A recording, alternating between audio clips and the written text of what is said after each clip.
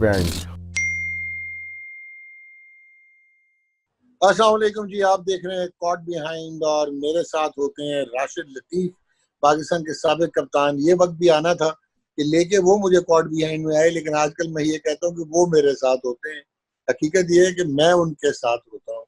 और ऑब्वियसली राशिद एक iconic player है, और राशिद ने शायद मैंने राशिद से बहुत सारी अच्छी चीजें सीखी, जिनमें एक ये भी है कि हमारे वो बहुत सारे ऐसे प्लेयर्स जो मेरी नज़र में हाईएस्ट क्रिकेटिंग एबिलिटी रखते थे और जो डिजर्व करते थे कि वो पाकिस्तान से खेलें, लेकिन फॉर सम रीजन, चाहे वो दुनिया की बेसबाती थी, सिलेक्टर्स का मायोपिया था, या कोई पॉलिटिक्स सियासत की नजर हुए, वो खेल नहीं सके पाकिस्तान से। एक प्लेयर जी मुझे याद है, when I was growing up, तो हम क्रिकेटर मैगजीन रियाज अहमद मंसूरी का इकट्ठा करते थे, तो उनकी तस्वीर छपी हुई थी, एक यंग से clean shaven slow left arm bowler. तो जब पढ़ा तो पता ये लगा कि वो 1976 में उन्होंने अपना फर्स्ट क्लास डेब्यू जो किया और क्रिकेट खेलनी शुरू की। और 1978 में 17 साल के बाद जब इंडिया की टीम आई पाकिस्तान, तो उनको मौका मिला, उन्होंने रिप्रेजेंट किया पाकिस्तान यूनिवर्सिटीज और पाकिस्तान यूथ की एक टीम बनाई गई। और मुल्तान में गालिबन वो मैच था, 3 डे मैच था, और इंडिया के साथ साइड मैच जो खेल रही थी इंडिया की फुल नेशनल टीम। तो इन्होंने slow left arm Orthodox bowling करते थे, इन्होंने हैट्रिक ली पहली इनिंग्स में, और तीनों टेस्ट मैच क्रिकेटर्स थे। दूसरी इनिंग में इन्होंने फिर हैट्रिक ली, और वो फिर तीनों टेस्ट मैच क्रिकेटर्स थे। तो 6 की 6 जो इनकी विकेट्स थी वो टेस्ट प्लेयर्स की थी। मुझे आज तक ये समझ नहीं आया, आजकल के दौर में दो एक लड़का 150 पे गेंद करता है तो कहा जाता है और पाया ना विकटा नहीं ला रहा, सीख जाएगा, वो 150 कर दे, पाकिस्तान खड़ा दे। या फिर ये होता है कि यार उसने 2 छक्के मारे हैं, उसको पाकिस्तान खिला। तो एक ऐसा प्लेयर जिसने 136 फर्स्ट क्लास मैच खेले, 1976 से लेके 1992-93 तक वो फर्स्ट क्लास क्रिकेट में रहे। और मैं ये समझता हूँ उन्होंने 467 विकेटें हासिल की। और इंटरेस्टिंग चीज ये कि शायद वो खुद भी भूल गए हो कि उनका जो लास्ट सीजन था 1992-93, उसमें उनके करियर बेस्ट फिगर्स आए 8 for 60।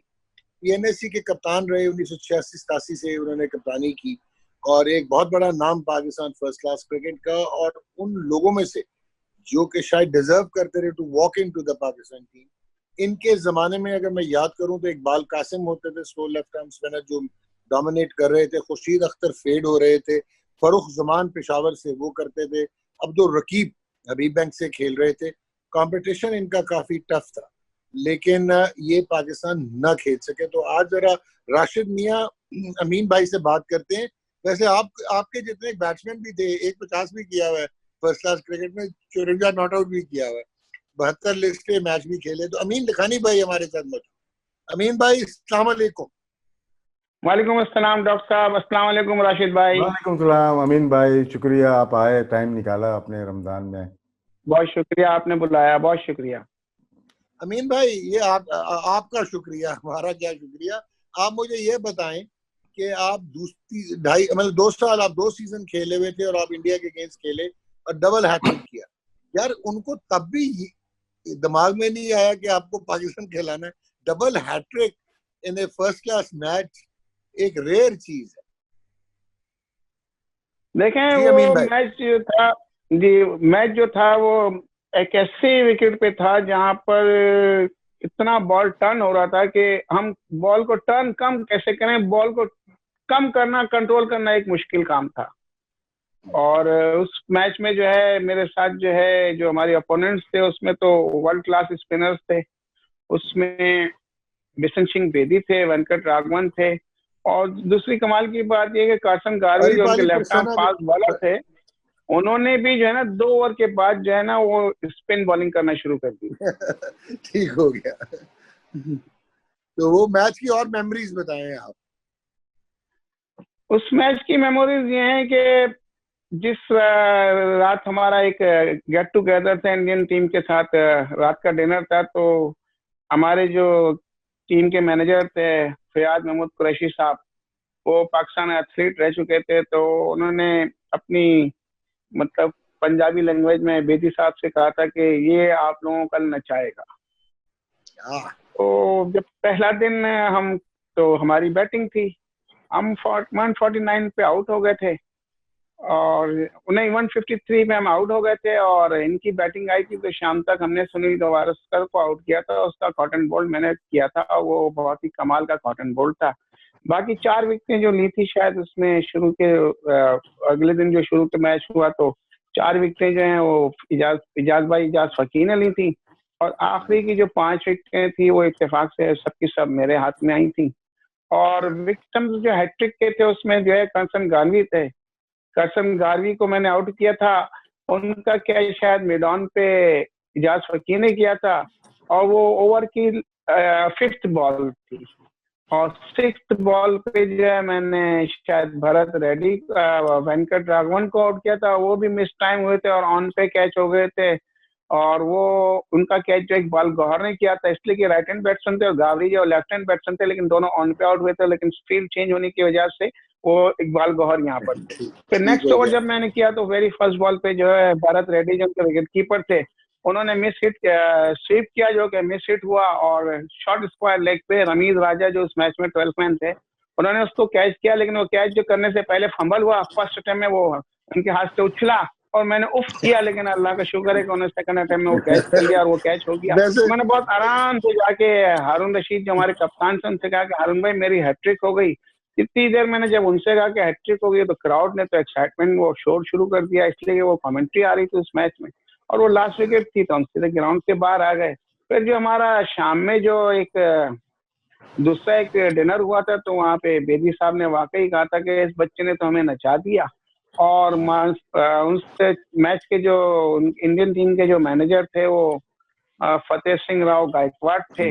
उन्होंने मुझे जो है वो एक टोकन अमाउंट दिया था उस मैच की उस परफॉर्मेंस पे और उसने उन्होंने साथ ये भी कहा था कि इसने जो है बॉलिंग से हमें आउट तो किया ही किया, लेकिन इसने आज जो बैटिंग की है मैं उसको इस बैटिंग पे भी इसको शाबाश देता हूँ, इसलिए कि मैं और अशरफ अली ने जो है 9th विकेट की पार्टनरशिप में 72 रन ऐड किए थे और मैं 21 रन नॉट आउट या 23 रन नॉट आउट था उस दिन शाम में और नेक्स्ट डे मॉर्निंग शायद मैं आउट हो गया था। तो उसने मेरी बैटिंग की भी तारीफ की थी और बॉलिंग की भी तारीफ की थी उस सेकंड डे पे। पर जब थर्ड डे मैच शुरू हुआ जी नहीं बोले थर्ड डे मैच शुरू हुआ तो थर्ड डे मैच शुरू हुआ तो हमने सेकंड बैटिंग तो कर ही ली थी। अब इनकी बैटिंग शुरू हुई तो अंशुमन गायकवाड़ जो इनके राइट हैंड बैट्समैन थे सुनील गावस्कर के साथ इन्होंने बहुत ही अच्छी बैटिंग की और दोनों ने जो है बहुत ही मतलब जैसे कहना चाहिए इतना अच्छा फुटवर्क बैट्समैन का मैंने सुनील गावस्कर से अच्छा शायद उस वक्त तक मैंने कभी बॉलिंग नहीं की थी, लेकिन उसको मैं हर दफा रिसीव कर लेता था, अल्लाह का शुक्र है। लेकिन वो माशाल्लाह उसकी मेरी टसल थी और आखिर तक रही, लेकिन वो रिसीव हुआ और उसका अशरफ अली ने बहुत अच्छा कैच किया था, कॉट बिहाइंड किया था और अंशुमन गायकवाड़ का भी जो है ना अशरफ अली ने कॉट बिहाइंड किया था। और ये 2 विकेटें मेरी जो थी मतलब जैसे कहना एक क्लासिकल जो बॉलिंग होती है ना कि बैट्समैन फुल रिसीव हो और कॉट बिहाइंड हो, ये 2 विकेटें थी। फिर इसके बाद जो मैच आगे चलता गया और मतलब ये लोग स्लो एंड स्टेडी स्कोर को आगे लेते चले गए। फिर लंच के बाद जो है वो इत्तेफाक से दोबारा मोहिंदर अमरनाथ आ गए विकेट पे, तो मोहिंदर अमरनाथ जो है वो भी स्पिन को बड़ा निकल के खेलते थे, वो भी डिस्ट्रीव हुए और स्टंप हो गए। इसके बाद वेरी नेक्स्ट बॉल पे जो है वो मैंने आउट किया किरमानी को और नेक्स्ट बैट्समैन जो आए थे वो कपिल देव थे। तो मोहसिन भाई उस मैच में थे तो मोहसिन ने आके कहा शाबाश जो तुम गेंद कर रहे हो बिल्कुल इसी तरह गेंद करो विकेटों में और ये इंशाल्लाह कैच हो जाएगा तो तुम्हारी दूसरी हैट्रिक भी हो जाएगी। तो इत्तेफाक से वो बॉल करने के लिए जा ही रहा था तो क्राउड इतना एक्साइटेड था कि जैसे कि मेरी हैट्रिक हो गई है। लेकिन जब मैंने बॉल किया तो अल्लाह का शुक्र है तो वो बिल्कुल से बहुत साफ निक लगा और कपिल देव का जो है मोहसिन भाई ने सेकंड गली में जो है वो कैच किया था और बहुत नीट एंड क्लीन कैच था। तो मैं बहुत मुतमईन था कि ये आउट जो है बिल्कुल जेन्युइन है, इसलिए कि असलम खोखर साहब अंपायर थे और बाद में उनसे मैंने पूछा भी कि सर ये आउट तो बिल्कुल सही था ना, कहना हाँ बेटा तुम क्यों घबराते हो, तुम्हारा ये आउट बिल्कुल सही था। तो इस तरह दूसरी हैट्रिक भी हो गई। वाह क्या बात है अमीन भाई। डॉक्टर साहब मैं बताना चलूं अमीन भाई के देखे मेमोरी देखे और आप स्कोर कार्ड देखेंगे ना एग्जैक्ट ऐसे ही हुआ होगा। हाँ तो मैं तो आज इम्प्रेस हो गया। तो मैं आता हूँ आप राशिद पूछो। मैं एक मैच के ऊपर आता हूँ, लाहौर में शायद मैच हुआ था, ये कैलकुलेशन वाला मैच था क्योंकि आप वाहिद पहले भी और आज तक वाहिद कैप्टन गुजरे हैं पाकिस्तान डोमेस्टिक में जो रूल्स को प्रॉपरली पढ़ा करते थे, और एक मैच में अपनी टीम को आपने एक मखसूस ओवर के बाद आउट करवा लिया था, क्योंकि नेट रन रेट था वो काउंट होता था जितने ओवर खेले हुए हैं। वो वाकई आपको याद है थोड़ा, क्योंकि फिर आप क्वालिफाई करके थे सेमीफाइनल के लिए या फाइनल के लिए? जी, ये 1992 का विल्स कप का मैच था, और ये मैच जो था हमारा एडीपी से था। ये मैच हमारा एडीपी से था, गद्दाफी स्टेडियम में। हुआ यह था कि हमने पहला मैच, उस ग्रुप में हमारी 4 टीमें थी, मुल्तान थी, पीएनएफसी थी, लाहौर थी और एडीवीपी थी। और लाहौर जो है उस वक्त जो खेल रही थी, उस वक्त रमेश राजा और आमिर सोहेल जो है वो वर्ल्ड कप जीत के आए हुए थे। तो लाहौर की टीम मतलब उस वक्त बहुत फेवरेट समझी जा रही थी, और हम लोगों को बिल्कुल से इन्होंने बच्चा समझा हुआ था। पहला मैच तो हमने नेशनल बैंक से जीत लिया, और दूसरा मैच जो है हमारा, पहला मैच हमने मुल्तान से जीत लिया, और दूसरा मैच जो है वहां पर जब मैं देखने गया था तो मुल्तान और लाहौर एडीबीपी का मैच हो रहा था। तो लाहौर एडीबी का मैच हुआ, तो लाहौर उस मैच को जीत गया और एडीबी मैच हार गया था। तो मैंने कहा कि अगर हमारा तीसरा मैच हमने लाहौर से वो मैच जीत लिया, जब हमारा मैच लाहौर से तो हमने जीत लिया, अब हमारा मैच था और एडीपी का मैच बाकी था। तो मैंने सोचा कि अगर हम इस मैच को हारते हैं तो हमारी भी 2 मैच हो जाएंगे, और लाहौर भी 2 मैच जीत गया, लाहौर एडीपी से जीत गया और मुल्तान से जीत गया, और एडीपी अगर हमसे जीत जाता है तो मुल्तान से जीता हुआ है, तो हर टीम के 2 मैचेस विन हो जाएंगे। तो फिर मैंने रूल्स को जरा फॉलो किया, तो उसमें एक चीज लिखी हुई थी कि सेकेंड राउंड पे क्वालिफाई करने के लिए रन रेट कैलकुलेट किया जाएगा, calculated by number of overs received. तो मैंने जाके इसको कैलकुलेट किया कि नंबर ओवर्स रिसीव्ड का मतलब ये कि हम जितना खेलेंगे इतने ही पे हमारा रन रेट काउंट होगा। तो मैं बिल्कुल खामोश हो गया उस रूल को देख के, ना मैंने टीम में किसी से बात की ना कुछ किया। मैंने हम खामोशी से मैच को जाके खेलते हैं, और अगर मैच में मैं देखूंगा कि कोई ऐसी चीज आएगी तो इसके बाद इस रूल के ऊपर जो हम अपनी कोई प्लानिंग करेंगे। इत्तेफाक ये हुआ कि जब हमारा मैच हुआ तो एडीपी वालों ने हमारी बड़ी कुटाई की। उन्होंने शायद 294 रन कर दिए थे 50 ओवर्स में, और गद्दाफी स्टेडियम में 294 पे 294 करना जो एक बहुत मुश्किल काम था।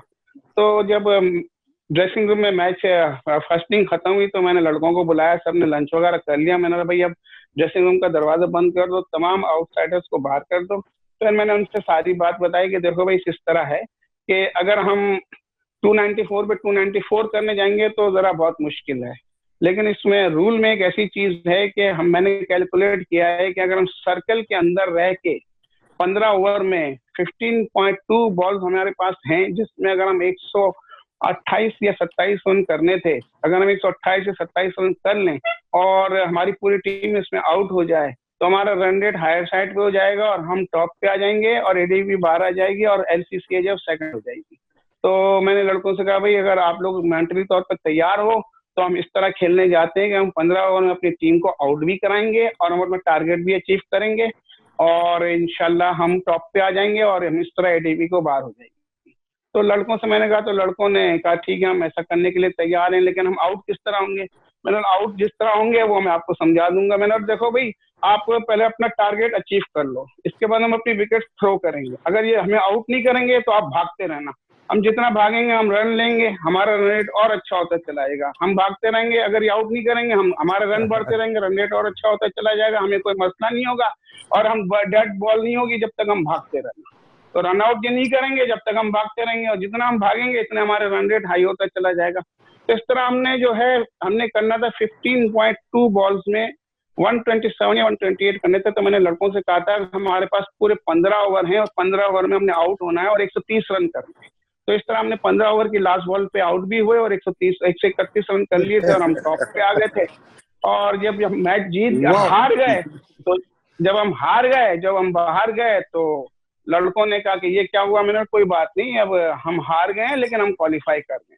तो एडीपी वाले जो है इस बात को समझ ही नहीं सके थे और सब जो है वो बड़ा हंगामा शोर शराबा हो गया कि ये क्या हो गया। बहरहाल एक मैच हारने के बाद मैं मुस्तफा साहब के पास गया बोर्ड ऑफिस में और मैंने कहा सर आप रेटिंग बताइए कि ग्रुप की रेटिंग क्या है, फर्स्ट कौन है, सेकंड कौन है, थर्ड कौन है। तो उन्होंने जो है वहाँ पे अपना बुलाया किसी को, उनको बोर्ड के जो ऑफिशियल्स थे उनको बुलाया। तो उन्होंने कहा कि भाई इस रिजल्ट के एतबार से तो पीएनएससी टॉप पर है और ये भी 2 मैच जीती है, और एलसीसी सेकंड है, ये भी 2 मैच जीती है, और एडीपी जो वो थर्ड है। तो इस तरह एडीपी जो है वो टूर्नामेंट से बाहर हो गई थी, तो जिस वजह से सबने मुझसे बहुत नाराजगी का इजहार भी किया। तो मैंने कहा यार देखो, मैच जीतना जो है मकसूद नहीं था, हमें क्वालिफाई करना मकसूद था। इसके लिए जो हमने जो कुछ भी किया, और मैं समझता हूँ कि हमने कोई ऐसा गलत काम नहीं किया। वहाँ पे उस वक्त एक अकॉर्डिंग टू द रूल किया। वहाँ पे उस वक्त एक रिपोर्टर थे, इम्तियाज सिपरा थे, तो वो बड़े खफा हुए मुझ पे कि ये तुमने क्या किया। मैंने कहा ये मैंने किया, इसलिए आप मुझे कह रहे हो कि मैंने ये चीट किया, लेकिन मैंने चीट नहीं किया, मैंने कैलकुलेट किया है। अगर मेरी जगह कोई टेस्ट क्रिकेटर करता तो आप कहते हैं क्या जीनियस है, क्या ब्रेन है, क्या इसने अच्छा डिसीजन लिया। लेकिन मैंने जब उससे ये बात कही तो वो खामोश हो गया। मैंने जब उससे ये बात कही तो वो खामोश हो गया। अच्छा, और हमने उसको टूर्नामेंट को जो है फिर क्वालिफाई कर लिया था नेक्स्ट राउंड के लिए। अच्छा अमीन भाई, अब ये देखें ना, टेक्निकल ब्रेन भी, क्रिकेट सेवी भी, और आप ये जो इंडिया के खिलाफ बात कर रहे थे, जो आपने बॉलिंग की डबल हैट्रिक नहीं थी, वो सिर्फ वो 12 विकेटें भी थी, 6 for 58 था, 6 for 80 था, 135 रन देके आपने 138 रन देके 12 आउट किए। आपको उम्मीद हो गई थी तब कि आप पाकिस्तान खेल जाएंगे? तब नहीं, उस वक्त अगर उस वक्त खिलाते भी तो मैं उस वक्त इतना मेंटली तौर पर टफ नहीं था कि एक परफॉर्मेंस पे मैं नहीं चाहता था कि मुझे इतना बड़ा मैच खेलने को मिल जाए। मैं चाहता था मैं थोड़ा और ग्रूम अप होना चाहता था, और इसके बाद अगर थोड़ा टाइम के बाद अगर मुझे खिलाते टेस्ट तो मेरे लिए बहुत अच्छा होता है। इसलिए कि मैं हमेशा से क्रिकेट लवर भी हूँ और क्रिकेट लर्नर भी हूँ। मैं जब भी मैच देखता हूँ तो मैं उसको सीखने की नीयत से देखता हूँ, और मैं क्रिकेट लवर हूँ। मैं किसी टीम को सपोर्ट नहीं करता, मैं क्रिकेट, अच्छी क्रिकेट को सपोर्ट करता हूँ, इसलिए मैं क्रिकेट लवर हूँ। अमीन भाई, नहीं तो डॉग एक सवाल जरा ध्यान में आ गया था। आप सबसे पहले शायद, जो जितना मुझे याद है, आप बेहतर बता सकते हैं, यूनाइटेड बैंक लिमिटेड में गए थे, और वो आप समझते हैं कि वो आपका गलत फैसला था। उसके बारे में थोड़ा बताएंगे, क्योंकि इनिशियल स्टेज थी आपकी। देखें, यूबीएल जो ज्वाइन करना जो है मेरे लिए, मैंने जिस कैलकुलेशन से यूबीएल ज्वाइन किया था, बाद में वो डिसीजन मुझे बैकफायर हुआ। इसलिए कि मैं जब यूनिवर्सिटी से खेलता था तो हम हर मैच में तकरीबन 35 ओवर 40 ओवर करते थे। हम बड़े मजे से 3 आउट 4 आउट कर लिया करते थे। तो और उसमें भी 4 आउट करने के लिए भी हमें 6 आउट करते थे तो हमें 4 आउट मिलते थे। इसलिए कि हम जिस बॉलर बैट्समैन को तंग करते थे वो हमें स्वीप मारता था, लेकिन जो है हमारी टीम छोटी होने की वजह से हमें एलबीडब्ल्यू का अंपायर देते ही नहीं। तो हमारे ये 4 आउट होते थे तो 4 नहीं होते थे, हमारे 6 या 7 आउट होते थे। तो मैंने सोचा जब मैं यूबीएल में जाऊंगा और एक बड़ी टीम में जाऊंगा तो मुझे कम से कम अंपायर का जो है इनजस्टिस नहीं मिलेगा, मुझे अंपायर से डिसीजन फेयर वो मिलेंगे, जो फेयर डिसीजन होते हैं वो मिलेंगे। और मैं अगर 30-35 ओवर करूंगा तो 3-4 आउट करना तो कोई बड़ी बात नहीं है। 3-35 ओवर अगर स्पिनर करे और 3-4 आउट ना करे, ऐसा हो नहीं सकता। लेकिन यूबीएल ने जो है ना मुझे मिसयूज किया। उसमें कुछ लोगों की, मैं कहूँगा कि मेरे साथ ज्यादती भी थी। इसलिए कि एक सीजन में जब शुरू हुआ था, 1980 का सीजन शुरू हुआ था, तो शुरू के 3 मैचेस में मेरी 17 विकेटें थी। पहले मैच में मेरी, और लास्ट मैच जो पीआईए के साथ था उसमें मेरी 8 विकेटें थी। पहले इनिंग में मैंने 5 आउट किए थे और दूसरी इनिंग में मैंने 3 आउट किए थे। और पहले इनिंग में जो मैंने 5 आउट किए थे उसमें रिजवानुर जमान थे, शुएब मोहम्मद थे, माजिद खान थे, जहीर अब्बास थे और इमरान खान थे। ये 5 विकेट्स थे मेरे। और दूसरी इनिंग में मैंने जो आउट किया था, दूसरी इनिंग में भी शायद मैंने शुएब मोहम्मद को, माजिद खान को आउट किया था। बाकी मुझे याद नहीं, शायद रिजवान को भी मैंने आउट किया था। ऊपर की 3 विकेटें मेरी थी। और जब ये 3 मैच में मैंने 17 विकेटें ले ली थी, तो चौथे मैच से लेके 9वें मैच तक मेरी कुल विकेटों की तादाद हुई 27, और मैं तमाम के तमाम मैच खेला। तो मैंने कप्तान से यह कहा कि जितनी तौसीफ की विकेटें हैं ना, इतने तो मैंने बाद के मैचों में ओवर भी नहीं। तो ये आपने मेरे साथ ज्यादती की।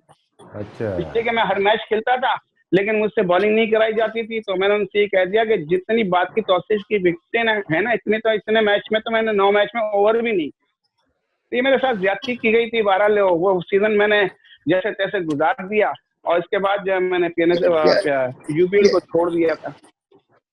नहीं तो किसी और को प्रमोट करना था कि आप परफॉर्म ना कर जाएं। ये भी तो हमारे यहाँ बड़ा था ना कल्चर फर्स्ट क्लास क्रिकेट का, कि अपना पसंदीदा प्लेयर है बस ये बहरहाल, बस अब ये जो कुछ भी हुआ, ये तो उन्होंने तो पूरे पाकिस्तान की क्रिकेट का बेड़ा गर्क किया। उन्होंने तो, जिन्होंने ये किया, उन्होंने तो बहुत से लोगों का क्रिकेट के सिस्टम को भी तबाह किया उन्होंने। तो नाम तो बता दें। नहीं, छोड़ दें। आपको सब कुछ पता है, आपको सब कुछ पता है। वो 1976 से लेके आज तक क्रिकेट बोर्ड में जुड़े सर मैं हुए समझ गया हैं, हूँ, मैं और वो मैं किसी समझ न गया हूँ। किसी तरह, आप किसी ना न किसी बोले, तरीके से आ ही जाते हैं। आप ना बोले, मैं समझ गया। हाँ, वो किसी अच्छा न किसी अमीन तरह आ ही जाते हैं, किसी न किसी तरह आ ही जाते हैं। जी। अमीन भाई, मुझे ये बताइएगा कि फर्स्ट क्लास क्रिकेट आपके टाइम की, इवन राशिद के टाइम की, जो हमारा टाइम था, उससे लेकर आज क्या डिटीरियोरेशन देख रहे हैं, क्या क्वालिटी? अब आपने बहुत सारे अब खबरें भी देख रहे हैं, दुनिया में भी देख रहे हैं, अपने पाकिस्तान में जुल्फकार बाबर, राशिद बहुत हाईली रेट करता है हम लोग, लेकिन वो क्वालिटी कहाँ चली गई खबरों की? स्पिनर्स कहाँ चले गए हमारी क्रिकेट में से? देखें, डोमेस्टिक क्रिकेट का जो मैंने जो ग्रो अप देखा, जो डिक्लाइन पे था, इसके बाद मैंने लड़ के क्रिकेट बोर्ड की मीटिंग्स में मैं वाहिद बंदा होता था जो हमारी डिपार्टमेंटल टीमों की जो मीटिंग होती थी, वो 7 डिपार्टमेंट के ऑफिशियल्स एक तरफ होते थे और मैं वाहिद बंदा होता था जो पीएनएसए को रिप्रेजेंट करता था, जो बात अलग कहता था। और ताहिर मेमन और जावेद जमान जो उस वक्त टूर्नामेंट कमेटी के जो चेयरमैन थे, जावेद जमान, और बोर्ड के जो स्पॉन्सर थे, क्रिकेट बोर्ड के जो स्पॉन्सर थे ताहिर मेमन, वो होते थे। तो वो हमेशा ये कहते थे कि नहीं, लाखानी जो कह रहा है वो सही है और इसी तरह होगा जैसे लाखानी कह रहा है। तो हर दफा मेरी बात मानी जाती थी और हमने जो है 1986 से लेकर 1922 तक जो है क्रिकेट की जो है उसको बेहतरी की तरफ ले आए थे, बहुत अच्छी तरफ ले आए थे, बहुत अच्छी तरफ जा रहा था। लेकिन जिस साल मैंने 92 का सीजन क्रिकेट को खैरबाद कहा, तो उस साल जो है नेशनल बैंक की टीम जो है रेलीगेट हो गई थी और वहीं से जो है वो जिसे कहना चाहिए कि रूल तब्दील हुए और जहां से जो है ना कि बस जो अच्छी टीम रेलीगेट हो जाए उसका अपना असर रसूख है, वो कानून बदल देते थे। चले, यहाँ पे मेरे इससे मतलब पहले पे सवाल आ गया। डॉग इसमें यहाँ अमीन भाई 1984 में। अमीन जी भाई जी। आपसे सवाल यहाँ यूँ कंटिन्यू करेंगे ना, क्योंकि आपने बहुत क्रिकेट देखी और इन्वॉल्व भी रहे डोमेस्टिक स्ट्रक्चर के लिए। तो आज डिपार्टमेंट क्रिकेट नहीं है, तो क्या आप समझते हैं कि ये सिर्फ आज की गलती नहीं है, इसमें प्रीवियस बोर्ड की जो लोग काम करते आए उनकी बड़ी गलतियां हैं, और जिसकी वजह से आज हमारी डोमेस्टिक क्रिकेट आज इस मुकाम पे खड़ी हुई है? देखें, मैंने 2-3 दफा क्रिकेट बोर्ड को प्लान दिए कि देखें ऐसा नहीं ऐसा कर लें, ऐसा नहीं ऐसा कर लें, और बाकायदा जो है मेरी बातों को जो इन्होंने रिकॉर्ड भी किया और स्टोनी ने जो उसको लिखा भी, लेकिन वो आज तक उन पे किसी चीज पे अमल नहीं हुआ। और मैं ये कहता था कि देखो भाई, इस चीज को इम्प्लीमेंट करो, आपको फौरी तौर पर रिजल्ट नहीं मिलेगा। पहले साल लोगों को समझने में लगेगा कि कैसे इसको लेकर चलना है, दूसरे साल उसको लेके चलेंगे, तीसरा साल जो उसका एक ट्रैक आएगा, और चौथे और पांचवें साल में जो है ना वो एक बिल्कुल से स्मूथ हो जाएगा। और इंशाल्लाह ये ऐसी चीज चलेगी जिसमें आपको किसी चीज की करने की जरूरत नहीं होगी। हर एक को पता है कि हमारा सिस्टम क्या है, हमारे रूल्स क्या हैं, और हमारे सिस्टम में जो है, मैंने तो कहा था क्रिकेट कैलेंडर बना दो। आपका डोमेस्टिक क्रिकेट का कैलेंडर हो कि हमारा क्रिकेट सीजन जो है सितंबर के 3rd वीक की जो है संडे से या फ्राइडे से शुरू होगा, चाहे फ्राइडे 15 को आए या फ्राइडे 20 को आए। हमारा संडे जो है मैच जो है फ्राइडे से शुरू होगा और 15 या 20 से हमारे मैच शुरू होंगे, और इसको जो हम कैलेंडर लेके चलें और सीजन का पहला हम दे दें कि हम पहले, उस जमाने में पहले विल्स कप होता था, तो हम विल्स कप दे दें कि हमारा 3 हफ्ते का विल्स कप होगा। इसके बाद हमारे जो डिपार्टमेंटल क्रिकेट होगी तो ये 8 हफ्ते की डिपार्टमेंटल क्रिकेट होगी। इसके बाद 8 हफ्ते की जो हमारी जो है वो कायदे ट्रॉफी होगी जो एसोसिएशन खेलेंगी। और इसके बाद जो है आप बाकी जो अगर कुछ कराना चाहते हैं तो आप कराएं, लेकिन एक कैलेंडर बना के दे दें और एक सिस्टम बना के दे दें, और हर चीज जो है हर प्लेयर जो है इसको फॉलो करेगा, हर डिपार्टमेंट इसको फॉलो करेगा, हर एसोसिएशन इसको फॉलो करेगी। उसके साथ में मैंने ये भी कहा था कि उस वक्त ये जो है जैसे डिपार्टमेंटल टीमों में जो है एसोसिएशन की टीमों में जब कायदे होती थी तो 4 डिपार्टमेंटल प्लेयर्स खेलने की इजाजत थी। तो उसके लिए भी मैंने पूरा एक सिस्टम बना के दिया था, और मैंने 1990 में कहा था कि हमारे प्लेयर्स को जो है, हमारे डिपार्टमेंट के जो प्लेयर्स हैं और हमारे जो एसोसिएशन के प्लेयर्स हैं, इनको एक क्रिकेट मैनेजर के साथ साथ जो है एक अच्छा कंसल्टेंट दिया जाए, क्रिकेट कंसल्टेंट दिया जाए जो लोगों को समझाए। और मैं कोच के खिलाफ हूँ, इसलिए कि कोच जो है वो बच्चों को किया जाता है, यहाँ पे कंसल्टेंट होना चाहिए जो वे आउट बताए कि आपकी ये गलती है तो इसको आप कैसे सुधार सकते हैं। इसमें कोच की जरूरत नहीं है, यहाँ पे कंसल्टेंट की जरूरत है कि वो वे आउट बताएगा कि वे आउट क्या है और आप इसको कैसे इस चीज को दूर कर सकते हैं। लेकिन वो सारी बातें जो है वो सिर्फ एक किताब की हद तक रह गई, रिकॉर्ड की हद तक रह गई, लेकिन उस पर कभी इम्प्लीमेंटेशन हुआ नहीं। अच्छा, और आज जो है वो इस हद तक बदहाली पे जा रहे हैं कि अब मैं तो नहीं समझता कि हमारा कोई प्लेयर जो है वो फर्स्ट क्लास में किसी एक सीजन में डबल सेंचुरी 2-3 दफा कर ले, या किसी दिन एक विकेट पर जो है वो 3 दिन ठहर जाए या 2 दिन ठहर जाए। बल्कि अब तो समझ लीजिए कि लोगों को समझ में ही नहीं है कि विकेट का बिहेवियर क्या होगा, ये भी नहीं पता लोगों को कि विकेट पे मुझे किस तरह अपने आप को एडजस्ट करना है, मुझे हाई बैकलिफ्ट से खेलना है या लो बैकलिफ्ट से खेलना है, या मुझे किस तरह खेलना है। हम लोग तो जब खेलते थे तो हमें नेट की बैटिंग का भी अंदाजा था कि नेट पे बैटिंग किस तरह करनी है। इसलिए मुझे अच्छी तरह याद है कि मैं जब हमारी पीएनएसटी की टीम नेट करती थी तो मैं ग्राउंडमैन को कह देता था कि आज जरा विकेट को गीला छोड़ देना, ताकि हम बच्चों को यहाँ पे एडजस्ट करने का तरीका सिखाएं। और किसी दिन ऐसा होता था कि मैं सुबह मैच होता था, नेट लगता था, तो मैं खुद जब गीला गेंद लेके बॉल करता था लड़कों को कि यार मैं गीला गेंद से बॉल करूंगा, आज तुम्हारे को मैं पैडों पे मारूंगा और तुमको देखो इस तरह खेलना है। कि हम पंजाब में जाएंगे खेलने के लिए तो सुबह मौसम जो होता है वैसा होता है और सुबह वेट होता है, तो मेरा बॉल अंदर आएगा, ब्रेक नहीं होगा। तो मैं तो हर चीज को जो है ना, कंडीशंस को जो है ना, हम खुद अपने यहाँ पे उसको कहते थे कि इस कंडीशन में अपने आप को कैसे अप्लाई करना है।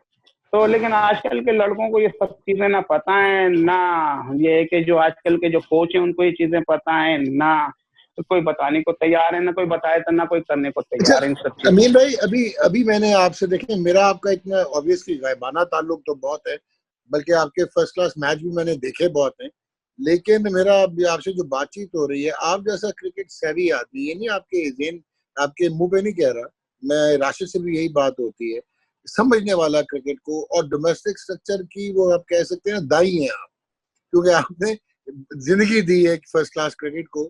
तो कभी बोर्ड ने ना अप्रोच किया, ना आपने कभी सोचा कि इनके साथ इंटीग्रेट होके कोई इनको अकल ही दे दी जाए, कोई चीज ही समझा दी जाए? जी अमीन भाई। देखिए, बोर्ड में जितने भी लोग हैं ना, वो जो है ना, क्रिकेट बोर्ड में जितने भी लोग थे, ये उस वक्त के लोग से मेरा मिजाज नहीं मिलता था। इसलिए कि क्रिकेट को, मैं क्रिकेट लवर हूँ, मैं ट्रू क्रिकेट लवर हूँ, लेकिन मेरा इन लोगों से किसी के साथ मिजाज नहीं मिलता था। मुझे 1-2 दफा ऑफर हुई क्रिकेट बोर्ड में कि भाई आप आ जाएं और आप सेटअप जो आप बता रहे हैं सेटअप को आप लेके चलें, लेकिन उसके लिए जो है ना, एक जेन्युइन ऑनेस्ट लॉयल टीम चाहिए, जो मैं क्रिएट नहीं कर सकता था। इसलिए मैंने कहा कि मेरा यहाँ टाइम लगाना जो है वो कोई वही हासिल मसला जो राशिद का मसला है, जो हमारा मसला है, कि आपको टीम चाहिए एग्जीक्यूशन के लिए, ओदा नहीं चाहिए। ठीक हो गया। अच्छा भाईजान जी, देखिए मैं आपको बताऊं कि जब 1986 में जब मैंने पीएनएससी की टीम को ज्वाइन किया था, तो मुझे जावेद मियादाद लेके गए थे पीएनएससी की टीम में, और उन्होंने कहा था कि मेरे बहनों ही हैं, इकबाल शाह साहब मरहूम, और ये जो है हमारे डिप्टी मैनेजर हैं, और तुमको जो है ये टीम बनाना है और इसमें टीम तुम्हें बनाना है, लेकिन इकबाल शाह साहब तुम्हें कुछ भी नहीं कहेंगे, लेकिन तुम्हें टीम जो ऐसी बनानी है जो आगे चल के जो है वो एक नाम खड़ा करे। तो मैंने जावेद भाई से कहा था आप बिल्कुल मुतमिन हो जाएं, मेरा क्रिकेट में कोई दोस्त नहीं है, कोई रिश्तेदार नहीं है, मैं उसी प्लेयर को टीम में लाऊंगा जो रिक्वायरमेंट ऑफ द टीम होगी, और इंशाल्लाह मैं इस टीम को आगे लेके चलूंगा। तो फर्स्ट ईयर जब उन्होंने मुझे कप्तान बनाने को कहा था, तो मैंने मना कर दिया कि मैं इस साल कप्तान नहीं बनूंगा, इसलिए कि मैं मैनेजमेंट को नहीं समझ सका था कि मैनेजमेंट क्या है, आए मेरे साथ चलेगी, अगर मेरी बातों को मानेगी या नहीं मानेगी। तो पहले साल जो है मैंने सिर्फ जो है मैनेजमेंट को समझने के लिए जो है मना कर दिया था कि मैं कप्तान नहीं बनूंगा। लेकिन जब सीजन खत्म हुआ तो मैंने फौरन इकबाल शाह साहब से कहा था कि भाई नेक्स्ट सीजन के लिए अगर टीम बनानी है और हमने टीम को लेकर आगे चलना है, तो मैं कप्तान भी बनूंगा और मैं खुद टीम के लिए लड़कों को लेके आऊंगा, और उन लड़कों को लेके आऊंगा जो रिक्वायरमेंट ऑफ द टीम होंगी, और जो हम अपोनेंट्स के जो मैंने इस साल देखे हैं, जो टीमों को मैंने देखा है, उनको हम किस लड़कों को किस टीम को कैसे पकड़ सकते हैं, मैं उन लड़कों को टीम में लेके आऊंगा। तो नेक्स्ट ईयर के लिए जो उन्होंने कहा ठीक है तुम बनाओ टीम और इंशाल्लाह हम तुम्हारा जो कहा होगा उसको हम मानेंगे। अमीन भाई मुझे ये बताएं, रमीज राजा भी पीएनएससी से खेले, नासिर वास्ती भी शायद पीएनएससी से खेले। जी, नासिर वास्ती भी पीएनएससी में थे जब मैं था, अजीम हफीज खेले, अजीम हफीज भी थे, मोहसिन कमाल भी थे, अजीम हफीज भी थे, मोहसिन कमाल भी थे। जब टीम बनी थी ना, उस वक्त ये 4 अपॉइंटमेंट देखें, उस वक्त जो है रमीज राजा को अपॉइंट किया था अब्दुल वहीद भोमल साहब ने, और अब्दुल वहीद भोमल साहब ने जब रमीज को अपॉइंट किया था तो उसके तहत रमीज ने जो है ना अजीम हफीज का, मोहसिन कमाल का, शाहिद अनवर का और सज्जाद अकबर को अपॉइंट कर लिया था। ये 5 लड़के जो थे वो रमेश ने रिकमेंड कर दिए थे, जो अपॉइंट हो गए थे। सज्जाद अकबर बाद में आए थे? नहीं, सज्जाद अकबर भी इन्हीं के साथ अपॉइंट हुए थे। सज्जाद अकबर, शाहिद अनवर जो नेशनल बैंक से खेले। नासिर वास्ती जो है वो कराची से थे। जो कराची के जितने भी लड़के थे, ये एक मैं तो लेट ज्वाइन किया मैंने पीएनएसटी को, जो है इन लड़कों से मैंने लेट ज्वाइन किया था। कराची में एक दफा ऐसा हुआ था कि पीएनएसटी ने ओपन ट्रायल करवाए थे, तो ओपन ट्रायल में बहुत से लड़कों ने ट्रायल दिए थे, लेकिन मैं ट्रायल देने नहीं गया था। लेकिन इत्तेफाक से मेरी जावेद मियादाद से एक जगह मुलाकात हो गई, तो जावेद मियादाद ने मुझसे कहा कि तुम क्या कर रहे हो। मैंने बोला आजकल तो हमारी एलाइट बैंक की टीम बंद हो गई है, तो मैं कुछ भी नहीं कर रहा। तो कहने ऐसा करो, तुम एलाइट बैंक छोड़ो, तुम पीएनएससी आ जाओ। और वो मेरे को हाथ पकड़ के फौरन पीएनएससी बिल्डिंग ले गए। पीएनएससी बिल्डिंग में मैं फर्स्ट टाइम गया, मुझे 14 फ्लोर पे बाहर बिठा दिया, और शायद वो वहीद मोहम्मद साहब से मीटिंग की उन्होंने, और वापस हम उतरे। और मुझे जो इनका भाई का, इनके जावेद मियादाद के भाई थे, बशीर मियादाद मरहूम, इनका ऑफिस था ये चंद्रगिरी रोड पे, मुझे जहन में नाम नहीं आ रहा बिल्डिंग का। वहां लेके गए और मुझे उन्होंने बिठा के सारी मुझे फुटिंग दी कि भाई देखो ये इस तरह हमारी टीम बनानी है तुम्हें, और इकबाल शाह जो है हमारे मेरे डिप्टी मैनेजर हैं और मेरे बहनों ही हैं, और तुम जो कहोगे वो सब कर लेंगे, और तुम्हें अच्छी टीम बनानी है। लेकिन उस साल तो तकरीबन टीम बनी गई थी, और फिर मेरी वहाँ पे अपॉइंटमेंट हो गई। तो उस साल सीजन तो हमने खेला, तो लेकिन मैं जिस टीम को देखा था वो टीम मुझे महसूस हो रही थी कि ये टीम जो है आगे चल नहीं सकेगी, इसलिए कि रमेश राजा तो वो टीम में खेला नहीं कोई मैच, और बाकी जो थे से अजीम हफीज और मोहसिन कमाल और सज्जाद अकबर और शाहिद अनवर, ये 4 लड़के थे। बाकी हमारे पास जो लड़के थे वो इतने नहीं थे अच्छे कि हम इनको लेके आगे चल सकते थे। तो नेक्स्ट ईयर के लिए मैंने इकबाल शाह साहब से कहा था कि भाई अगर आप कहते हैं तो मैं जो है टीम बनाता हूँ। लेकिन नेक्स्ट ईयर के लिए जब सीजन में हमारी टीम बनानी थी, तो शाहिद अनवर ने पहले ही हमारी टीम को रिजाइन कर दिया था, वो पैको ज्वाइन कर लिया था, और मोहसिन कमाल, अजीम हफीज और सज्जाद अकबर हमारे पास थे। बाकी जो है मैंने जो है एक अच्छा कॉम्बिनेशन बनाने की कोशिश की नेक्स्ट ईयर के लिए। और जब हमारे क्वालिफाइंग राउंड शुरू हुए, तो हमारे क्वालिफाइंग राउंड में जो है पाकिस्तान रेलवेज था, पैको था, एमसीबी था, पाकिस्तान यूनिवर्सिटीज था और पीएनएसटी थी। इसमें से 2 टीमों को क्वालिफाई करना था। तो अल्हम्दुलिल्लाह हमने 2 टीमों में से हमने क्वालिफाई कर लिया, हमारी टीम ने क्वालिफाई कर लिया था, और दूसरी टीम जो है शायद एमसीबी ने क्वालिफाई किया था। पैको जो है वो आउट हो गई थी, रेलवे भी आउट हो गए थे, यूनिवर्सिटी भी बाहर हो गई थी। इस तरह हम जो है उस साल जो है जो हमने क्वालिफाई कर लिया। तो अल्हम्दुलिल्लाह 1992 तक जो है जब तक मैं रहा, तो हमारी टीम का ग्राफ डे बाय डे ऊपर तक चलता चला गया। हमने 2 दफा विल्स कप का सेमीफाइनल खेला, और जिस सीजन मैंने जो है रिजाइन करना था उस साल जो है हमने विल्स कप का सेमीफाइनल भी खेला, हमने गोल्ड फ्लैग का फाइनल खेला, और कायदर ट्रॉफी का सेमीफाइनल खेला था। और उसके बाद मैंने कहा ये मेरे लिए बहुत अच्छा टाइम है क्रिकेट को रुखसत करने का। एक टीम को मैंने बहुत अच्छी जगह पे छोड़ा है, कोई मुझसे ये नहीं कह सकता कि मैं जाते जाते टीम को जो है ऐसी जगह छोड़ के जा रहा हूँ जहाँ वो लेट डाउन है, और टीम का ग्राफ जो है टॉप 4 में छोड़ के मैं चला गया। अमीन भाई ये बताएं कि आपने 70s में क्रिकेट स्टार्ट की होगी, तो आपके ज़माने में कौन कौन से प्लेयर जो कि देखे बहुत अच्छे होंगे, क्योंकि आपकी मेमोरी इतनी अच्छी है, आप प्लेयर के रिकॉर्ड भी जानते होंगे और प्लेयर को भी जानते होंगे। कौन कौन से प्लेयर थे जो क्लब क्रिकेटर या फर्स्ट क्लास क्रिकेटर जो आपको बहुत अच्छे लगे अपने ज़माने में? देखें, जब मैं क्लब क्रिकेट देखने जाया करता था, तो उस वक्त जो है मैं जहीर अब्बास के मैचेस देखने जाता था कि आज जहीर भाई जो है फला जगह मैच खेलने जा रहे हैं। तो पता चला हम सुबह उठे और बस पॉकेट मनी ऐसी होती थी कि या लंच कर लें या बस फेयर दे दें, तो हम बस फेयर दे के मैच देखने चले जाते थे, और बस शाम में वापस आके घर खाना खाते थे, लेकिन जहीर भाई की बैटिंग देखने जाते थे। बाकी उस वक्त जो है मंसूर अख्तर और मकसूद अख्तर 2 प्लेयर थे, ये नॉर्थ नानो जिमखाना के, ये बहुत अच्छे प्लेयर थे। मंसूर अख्तर के बड़ा भाई थे मकसूद अख्तर, ये दोनों प्लेयर बहुत अच्छे थे। और बाकी जो एक प्लेयर थे हमारे नासिर शाह जहांगीर वेस्ट के, उनका मुझे पाकिस्तान ना खेलने के बहुत अफसोस है, लेकिन नासिर शाह जो थे वो ट्रू लेफ्ट हैंड बैट्समैन थे, जेन्युइन बैट्समैन थे, और मैंने इतना अच्छा करेक्ट लेफ्ट हैंड बैट्समैन नहीं देखा। हाँ, मतलब सईद अनवर को मैं कहता हूँ कि बहुत ही स्टाइलिश और नेचुरल लेफ्ट हैंड बैट्समैन मैंने देखा, और इतना ही साउंड जो है मैंने नासिर शाह को देखा था। जितना एग्रेसिव जो है वो सईद अनवर थे, इतने ही साउंड जो है वो नासिर शाह थे। उनका ना खेलने का मुझे हमेशा अफसोस रहा, इसलिए कि इन्होंने 72 73 में श्रीलंका की टीम उस वक्त सिलोन की टीम कहलाती थी। जी तो जी सिलोन की टीम पाकिस्तान आई थी, उस वक्त श्रीलंका की टीम सिलोन कहलाती थी। 1972-73 में ये टीम पाकिस्तान आई थी। तो एक मैच हुआ था उस वक्त, सिंध का वनडे मैच हुआ था हैदराबाद में, जिसमें जहीर भाई ने 100 किया था। तो इस मैच में नासिर शाह ने 83 रन किए थे। लेकिन मुझे नहीं पता कि वो आगे क्यों नहीं खेले और उनके ना खेलने की क्या वजह है। लेकिन लेफ्ट हैंड बैट्समैन और ट्रू जेन्युइन करेक्ट बैट्समैन जो पाकिस्तान में जो लेफ्ट हैंड जो कोई भी आया ना, नासिर शाह से अच्छा कोई भी नहीं आया। अच्छा अमीन भाई, आपने तो अजमत राना को भी देखा होगा प्राइम पे। अजमत राना के बारे में क्या ख्याल है? अजमत राना को उन्होंने मेरी बड़ी पिटाई की है एक मैच में, और मुझे अच्छी तरह याद है।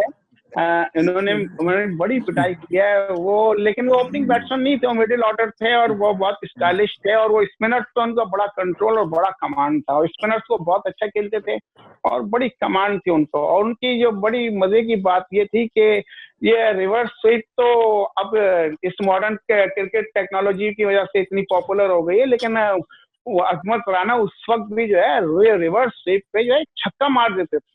मतलब ये लेफ्ट हैंड बैट्समैन थे, और पता चला कि मैंने गेंद किया तो उन्होंने यूं ही अपना स्टाइल चेंज किया, और पता चला कि जो है वो छक्का मार दिया। कहाँ पे जी, ये लेफ्ट हैंड बैट्समैन होते हुए तो ये गली के ऊपर से गई, लेकिन अगर एक राइट हैंड बैट्समैन के लिए वो हो तो स्क्वायर लेग पे छक्का मार दिया।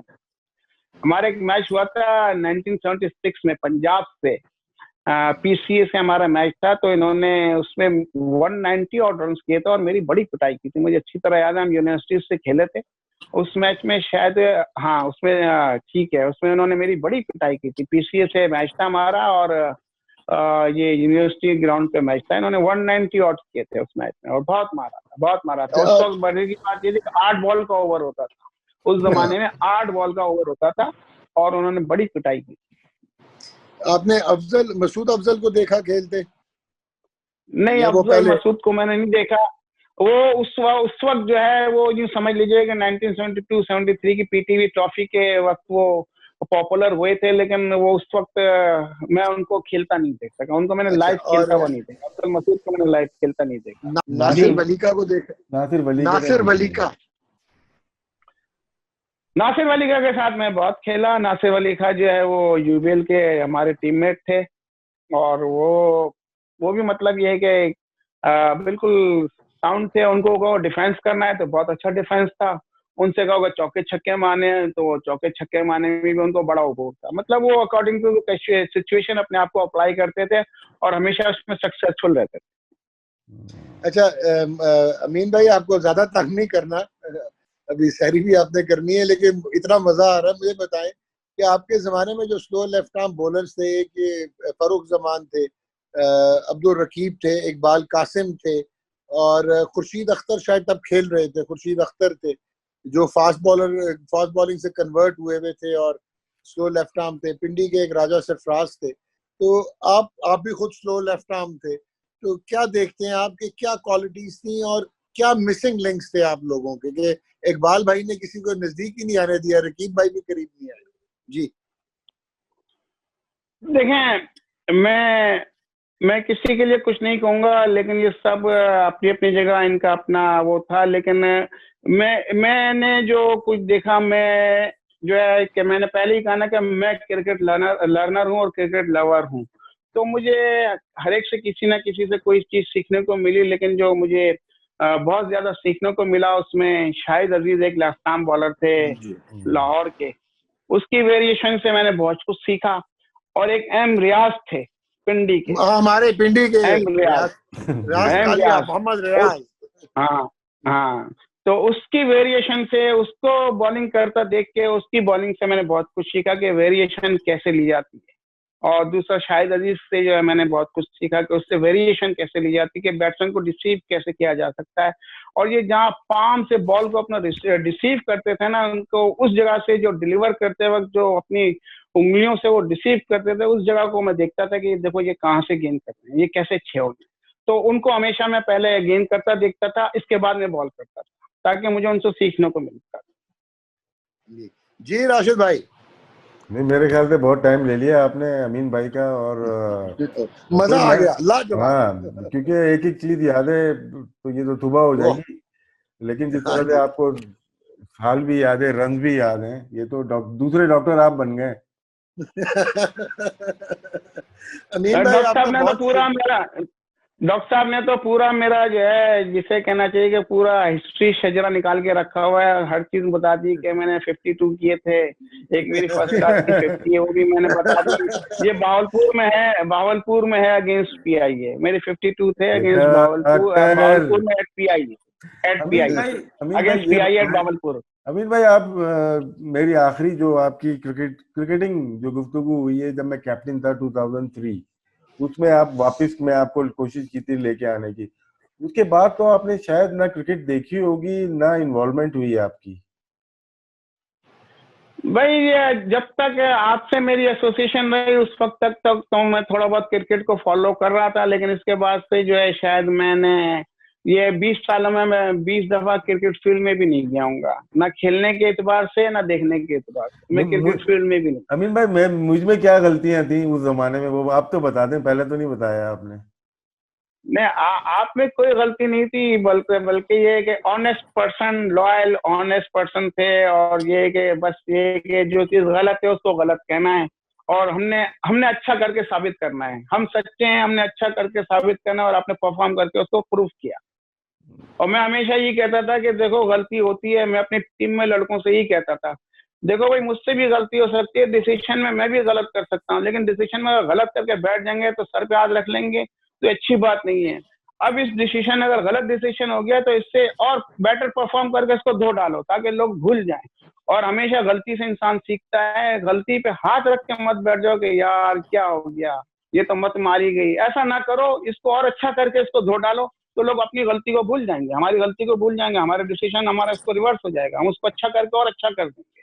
तो गलती से ही सीखता है। मैंने भी बहुत गलतियां की, लेकिन ये है कि उसको जो अच्छा करके हमने धो डाला, हमारी परफॉर्मेंस हो गई, रिजल्ट अच्छा आ गया, तो पिछली गलती को हमने सीख लिया और हमने अच्छा कर लिया। और आपकी भी यही खूबी थी कि आप जी जी बताएं, पहले आप राशिद की खूबी बताएं। आपकी भी यही खूबी थी कि आपसे जो है वो कोई गलत बात बर्दाश्त नहीं होती थी, बल्कि ये है कि आप तो फौरन जो है उसको कह देते थे कि जी ऐसा नहीं होगा, ये ऐसा नहीं है, ऐसा मैं नहीं कर सकता। अमीन भाई जाते जाते अमीन भाई ये बताएं कि वो हैट्रिक वाला बॉल रखा हुआ है या नहीं? जी, ये हैट्रिक वाला बॉल अभी मेरे पास रखा हुआ है। अब आपने एक काम करना है, उस बॉल पे अपने साइन कर। जी, वो बॉल मेरे पास रखा हुआ है। वो बॉल जो है उस पे मैंने विशेंग सिंह बेजिंग के साइन लिए थे, लेकिन वो रिमूव हो गए। वो रखा हुआ है बॉल। वो कोई बात नहीं, आप अपने साइन करके वो बॉल बस पेश कर दीजिएगा।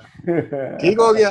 Thank you. खुश रहे, ढेरों दुआएं। थैंक यू अमीन भाई, बहुत मजा आया। इट्स एन ऑनर अमीन भाई, मेरे लिए you are a legend of cricket, क्योंकि वो जो वही परसेप्शन, ऑनेस्टी, डेडिकेशन, कमिटमेंट और क्रिकेट को समझना, जिसको कहते हैं कि real cricket servant of the game. मैंने बहुत सारे बड़े बड़े प्लेयर्स के इंटरव्यूज किए हैं, लेकिन आई स्वेयर आज आपने इमोशनल भी किया और मजा आ गया। कॉट में आए। थैंक यू सो मच, बहुत शुक्रिया। अस्सलाम वालेकुम। वालेकुम सलाम।